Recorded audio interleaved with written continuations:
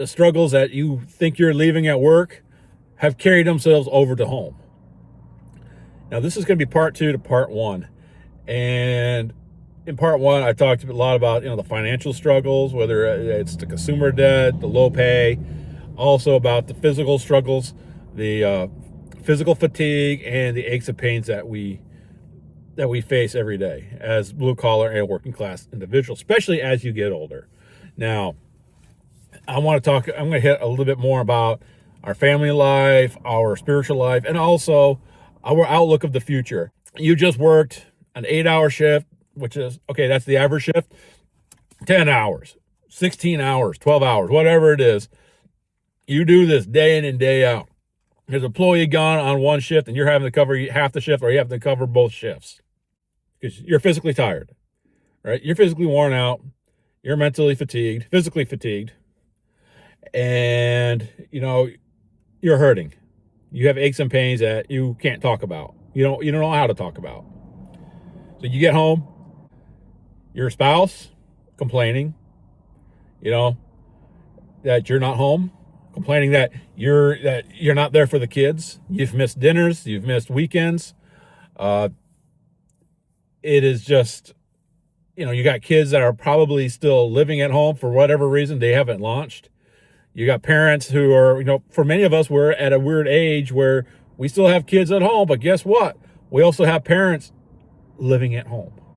That really puts a strain on any and all relationships. Okay. Long distance relationships. What I mean by that, I'm not talking about having a girlfriend in another state or in another country. What I want to talk about is the fact that there are contractors, there are tradesmen, there are individuals who travel for work. Okay? You're not going to have a job just, I could be a welder. Well, where I'm at, there's not a huge need for welders. Guess what? I might be traveling 50, 100, 200 miles at a time for a job to put food on the table. Well, you know what? That puts a lot of strain on marriages. It puts a lot of strain on relationships. Okay, the children don't look at you as their parent. They look at you as the person who just makes sure that they got food and clothes. Okay, I was a truck driver for several years, and what happened was I actually got told by my wife, well, now ex-wife, that I need to get off the truck and be home, or don't come home. I have a coworker who, he was a manager for a local convenience store chain. He managed one of the stores. Well, anytime somebody called out, if he couldn't find a replacement for them, he ended up having to work. And he said it was nothing for him to put in 100 hours a week. That's a lot. There were several times he actually slept there at the store because he closed the store and then he had to be up literally within a few hours to open it. His wife told him, find another job or we're getting divorced. And it's amazing how when he did the shift from being a manager of one of these stores to actually working where we're working right now, he said, I have more money and more time with my family. That is what we're dealing with in relationships. You have to make a decision on the job, on the hours you're working. And there's going to be times where there's not enough money, but you're also not working. You're not at home enough. Your spouse is going to complain to you about, we have no money. Oh, by the way, you're not home enough. I've had my spouses, both my ex-spouses look at me and think that I get to go to work. I get to have fun. Well, no, it's me and my coworkers trying to lighten up the move so we can be more productive. And that's what we face.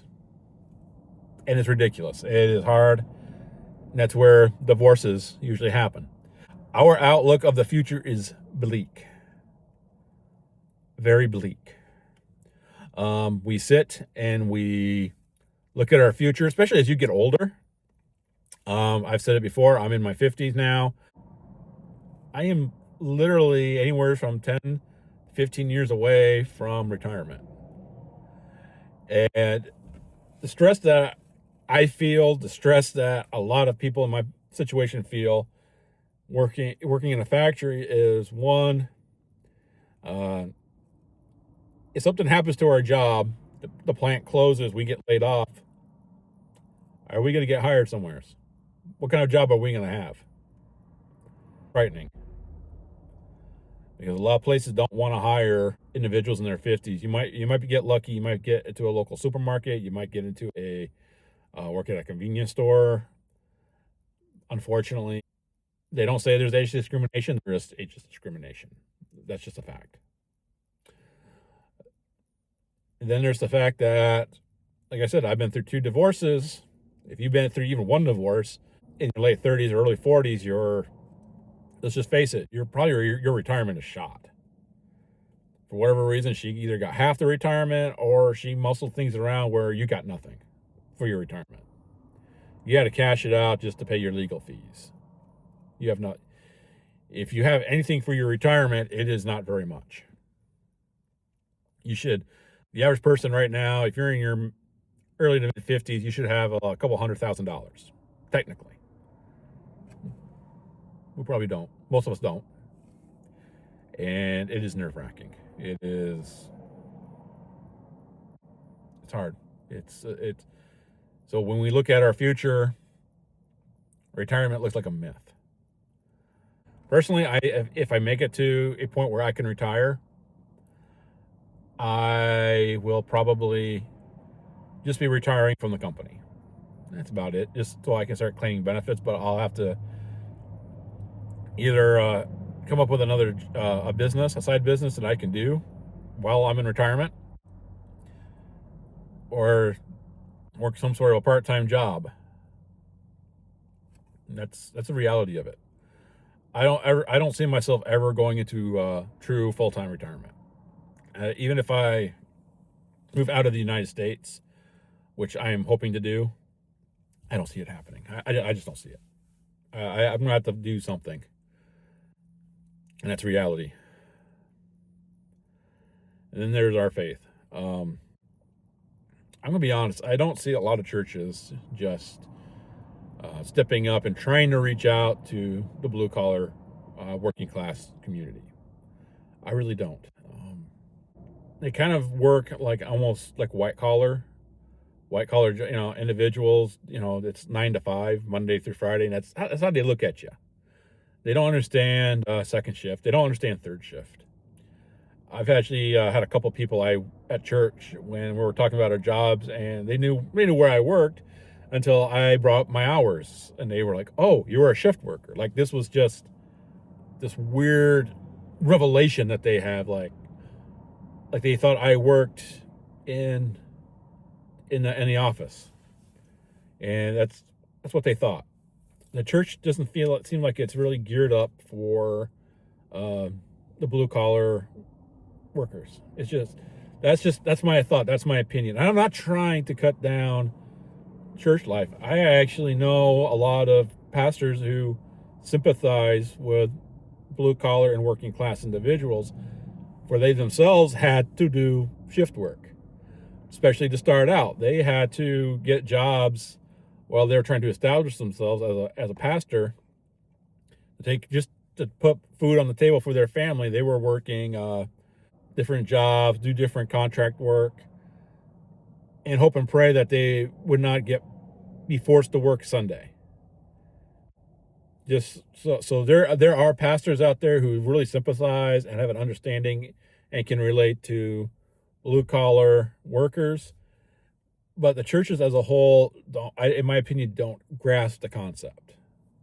You do miss an awful lot when you are working in the evenings, because like the church I go to, there's a lot of study groups that are on in the evening.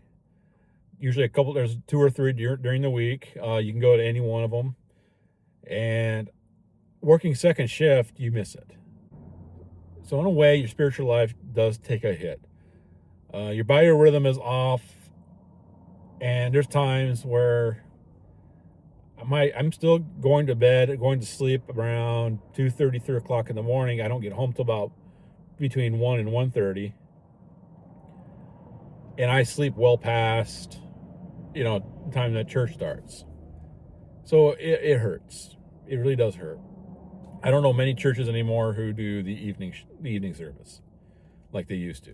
There were several churches before that used to have an evening service, but they don't anymore.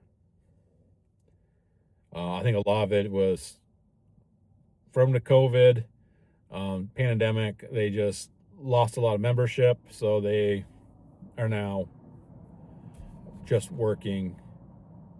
They're just doing Sunday morning. But it doesn't mean our faith is done and over with. My faith actually gets me through all that. My faith is what got me through divorce. And I've told people quite often that God, yes, I went through a storm. I had the waves pounding on me over and over again. And the only thing that kept me there was God gave me claws. That's about the best way to describe it. God gave me claws, gave me the strength to push through, guided me through it. Yeah, I fell into a very dark spot. I've told that story before. I fell into a very dark place, a very dark spot, but I came out of it. So faith as a blue collar worker, faith as a factory worker, working class, police, fire, rescue are all in that too. Faith is not impossible. Matter of fact, some of the most faithful people I know just so happen to work in fire, rescue, police, law enforcement. Despite everything they've seen, they still have a strong belief in God. So, with that being said,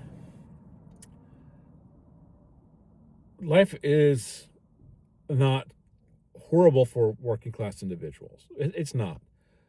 The problem is that the stress, the physical fatigue, the mental fatigue carries over from the work into our family life. And oftentimes, whoever our spouse is really going to determine how the situation is handled. Your spouse, may not like your hours, but a good spouse is going to understand that you are not doing it because you love it. And yes, you have coworkers that you guys try to have a little fun at work just to make the job bearable. They're going to understand that. And it is a blessing to have them. If you have somebody in your life right now who is like that, that they just, despite the hours you work, that they are very understanding and supportive, keep them. All right? Keep that person in your life. They're not trying to throw things at you. They're trying to, maybe they do kind of vent their frustration from time to time, but they know you're doing your best. And that's the person you want. That's the person who's going to make it all not so bearable. That's the person right there who's going to try and help you have a better outlook in your life. Okay? And also the right people you're around, people from church, from the pastor, everyone, they're the ones who are going to help you out. Okay? They're the ones who are going to make it all worthwhile. And so don't give up. All right? If you're watching this and you're a blue collar worker or you're working class, don't give up. Okay? You're not in this alone. Okay? I'm in it. There's a lot of other people who are in it. It is frustrating. You're not alone. Okay. Now, with that being said, I'm going to see you on the next one. God bless.